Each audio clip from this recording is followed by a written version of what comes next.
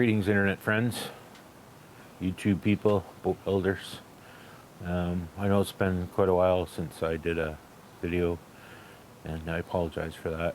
I just haven't had the energy to bring myself to do it. I've filmed a lot of what I've been doing over the last 3 or 4 weeks, and it's just sanding and painting, and I can't imagine anything more boring than that.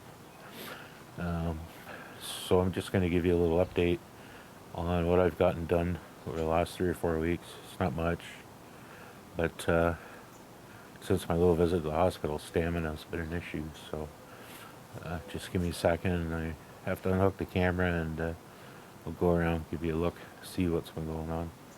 Take 64.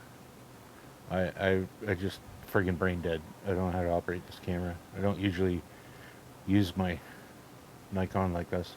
That's a little hard holding up a 35 millimeter. So if it gets a little shaky, it's not my fault. Sorry, not sorry. Anyways, talk to the face. Look at the pretty face. Talk to the face. Anyhow, I'll give you a little run around, tell you what I've done the last couple of weeks. It's not much. Like I said, it was mostly sanding and painting and shit like that. So if we come over here, I painted this section and this section, set the freshwater tank back in place.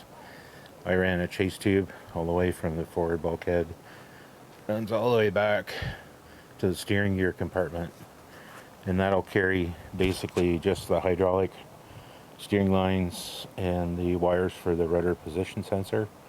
I don't think there may be a few other little ancillary 12-volt thingamajiggies there, but that's about it.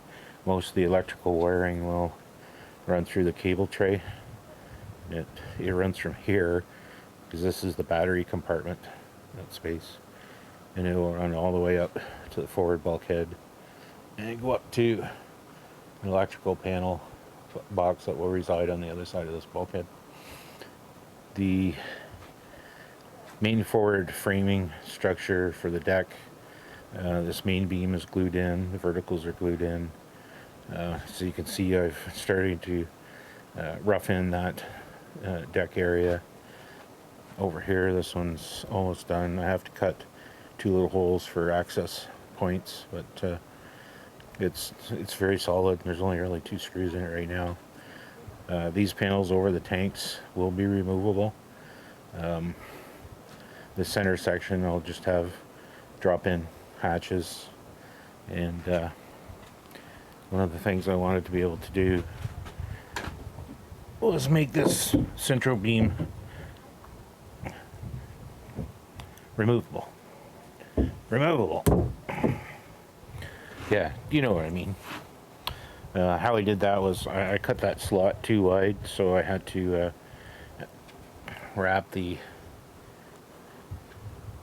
end in tuck tape and waxed it, so that after the epoxy filler set up, I just hit it with my hand, it popped right out, so that whole cross beam can come out, so I have full access to the engine, and that sort of worked okay. So I've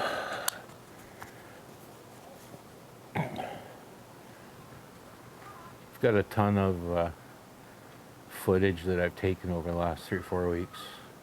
I tried to splice it together into something that was, legible, but it didn't work, so I gave up. So I thought I'd do this little roundup. So give us a like if you can. Share us out all over the internet. We don't care. Send it to all your friends. You might get a chuckle out of it. Plus, they'll get to see the talking head, the big fat talking head. So there you go. At least I'm not as stuffed up as I once was, which is a good thing. And that's it. So thanks again. Stand by.